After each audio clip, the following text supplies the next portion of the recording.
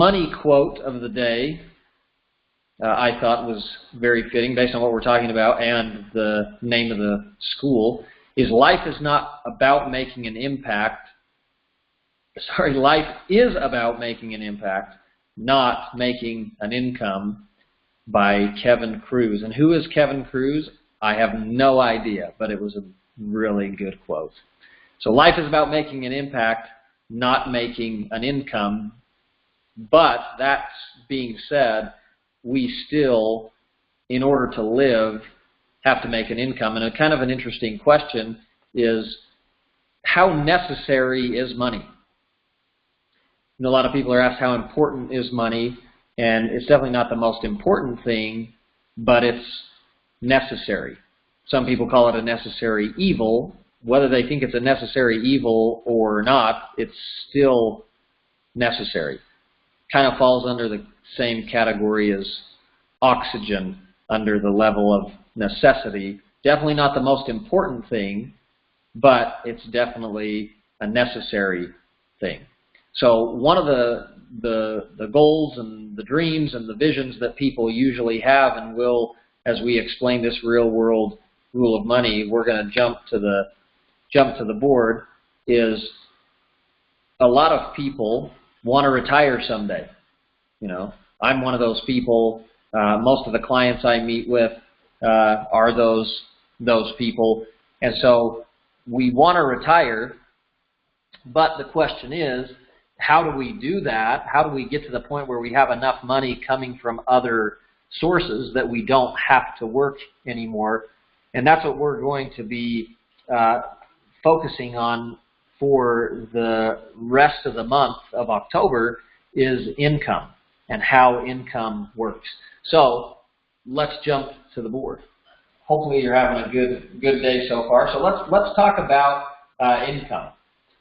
We want to retire someday, and there's two types of there's actually a lot of different types of income. Just to give you an idea of some of the things we're going to be going over, there are more than 7, 8, 9 different types of income according to the IRS. But really, it really comes down to two main types of income. Hopefully you can see that pretty good. Is we have active income and we have passive income. So some people will say, well, what about residual income? What about investment income? What about Social Security income? And what about, there's a whole bunch, but really we're either working to get the income or something else is working for us to get the income. So active, it means we're working. We actually have to go and do something. We're earning that income based on some sort of work that we're putting in or exchange that we're making, etc. And that's what active income is. So typically people have active income. They might get a job when they're 15 years old and they work till they're 65, and they have active income as they're working. But the principle we want to talk about today in our real world rule of money is, what is passive income? The good thing is there's a lot of sources of passive income that fit into these categories, but really there are 3 different ways to earn passive income. And, well, 3 sources of passive income. One of them is going to be probably the most encompassing, that's going to include investment income and Social Security and all different types of things. But it's basically money that we receive. We have a big amount of money, a lump sum of money sitting somewhere. Because if the government's giving us Social Security, that's coming from somewhere, whether they're printing it or it's coming from a big pile of money somewhere.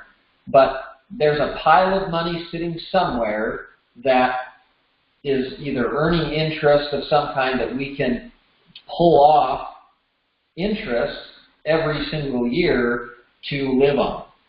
And so that's one way of receiving passive income. So a lot of the time, especially a lot of the people that I meet with, that's what their focus is they're thinking about, building up a certain amount, saving every single month, to where they get a big pile of money, and that pile of money earns interest.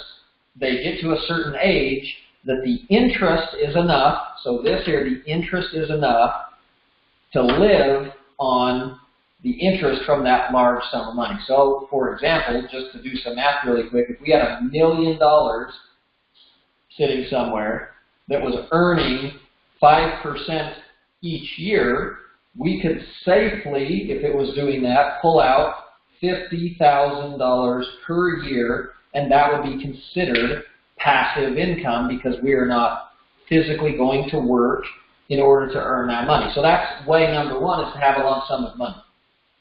Okay, whether that's in an investment or in an annuity or in a savings account or in a 401k, there's a million places it could be, but basically a lump sum of money sitting somewhere that we're pulling interest off of. Okay, passive income option number two is through real estate. So we have a real estate portfolio where, say, a client of mine has a fourplex that is currently paid off. He rents out all 4 units for about $1,200 each. Multiplied by 4 units, he's pulling in $4,800 per month from those 4 units. So this, having $1 million in an account earning 5%, is equal to having a fourplex that we can charge $1,200 a month times the 4 spaces and earn about the same amount. This is a little bit more, actually. This is going to pay about $4,000 a month. But that's another form of passive income. It's not income that we go to work to get through real estate. So lump sum is number one, real estate is number two, and number three is having a business. A business where we don't, I mean, you think about it, the guy that owns McDonald's, whatever the nearest McDonald's is to you, does the guy that owns it, does he work there? Does he show up every day and flip burgers and all that stuff? Maybe he did when he started, but the whole purpose that a lot of people get a McDonald's or a franchise or start a business of some kind so that they can maybe work in it actively for a certain amount of time, train other people that want active income to work in that business to the point where they can run the business, or they have a system that runs the business, and people run that system that pays them an active income, but also continues to pay the business owner income as well. And so if they have a business that the total gross income of the business, another type of income, gross income, so the total gross that comes in is $1 million. $1 million comes into the business after paying for the space, for inventory, for the food, for the salaries, for the other compensation, all the stuff. They pay out everything, and let's say what's left is all the stuff that they pay out is $850,000. So they've got, after all expenses and salaries and everything, they've got $150,000 left. But the business owner has determined that saving $100,000 of that per year for the business or for emergencies or for remodels in the future or whatever, that they're going to save $100,000.